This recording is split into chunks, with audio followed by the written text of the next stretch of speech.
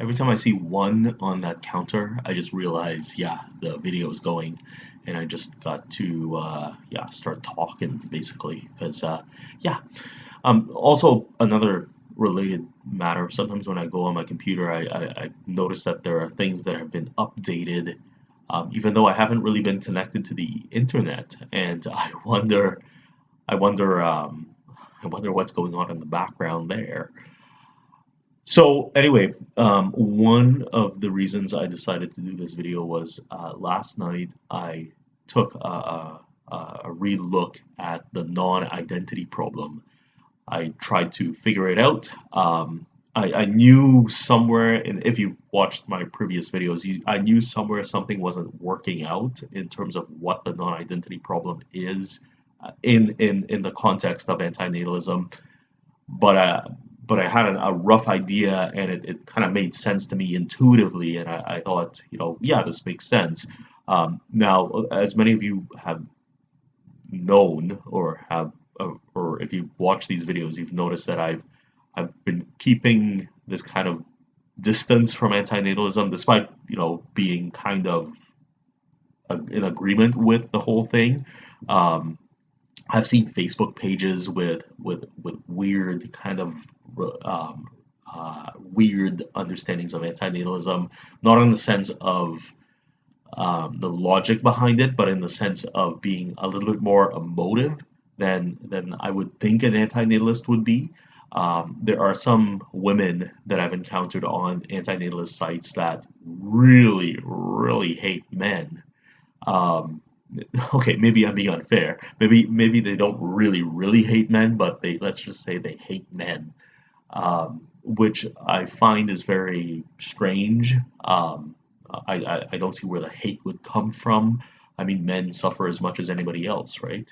Not all men, but then again, not all women suffer as much as other women suffer, and not as many women suffer as much as any other guy would be suffering. Like, I mean, I mean, so I've seen some real emotional kind of clinging to not atheism, although it might as well be, to antinatalism that doesn't make sense in my world. So people that hate kids, I don't see that as necessarily antinatalist. And I know there's a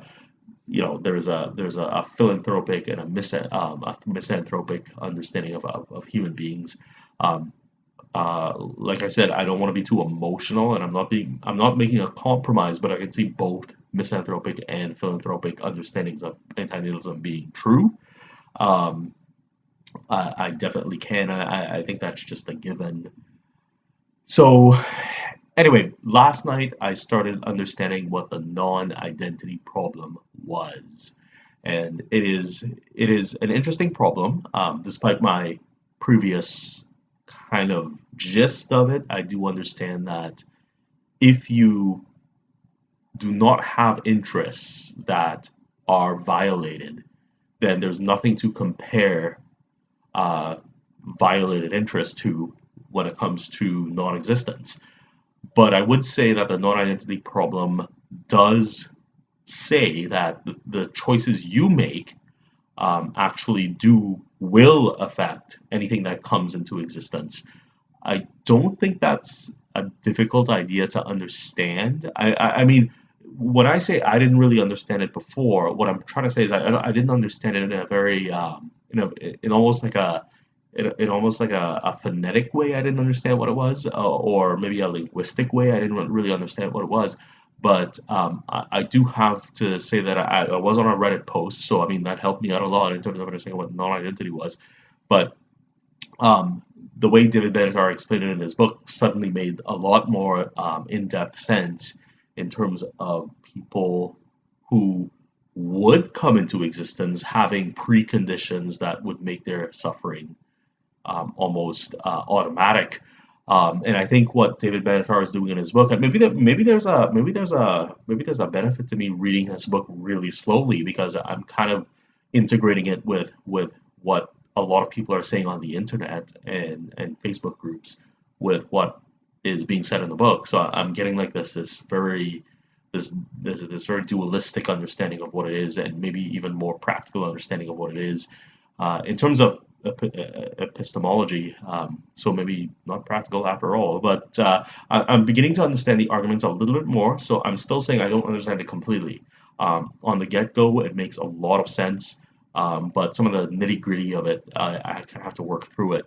Um, so so yeah, I kind of trailed off there, but so the non-identity problem is not so much a problem if you consider that, say, two parents might have defective genes that would undoubtedly, even with an a priori kind of understanding of where the child will end up, even though the child doesn't exist, a priori understanding of the suffering that that child will endure because of a genetic defect.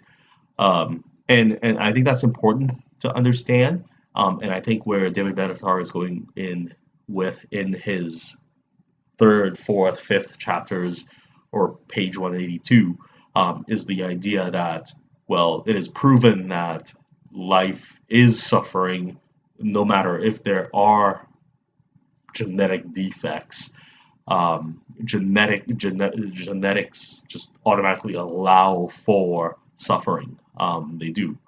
And there's lots of, according to David Benatar, there's lots of psychological studies that can be cited in terms of the way people overlook or gloss over basically the suffering that people endure as a fact of being born. We all suffer. We're born and we start suffering, and I think even before that we start suffering. Um, and you could get into the nitty gritty of that as well in terms of pre 20-week abortions or post 20-week abortions, late term abortions, which don't happen very often, but what is suffering, et cetera, et cetera. I mean, I'm sure that's another philosophical question, but I'm sure we all know what suffering is. So, as a parent, if you decide to have children, knowing that they will suffer, what is the obligation? What is the like? What do you do about that? What do you do? Um, while it might seem pragmatic to have kids because the more kids means more ideas and less suffering. I don't think we'll ever actually get there. I think the nature of human existence is suffering, and I think that if you get to a point where human existence is not suffering anymore, you're not talking about human, and you might as well be talking about extinction either way. Anyway, that's all I want to say. Bye.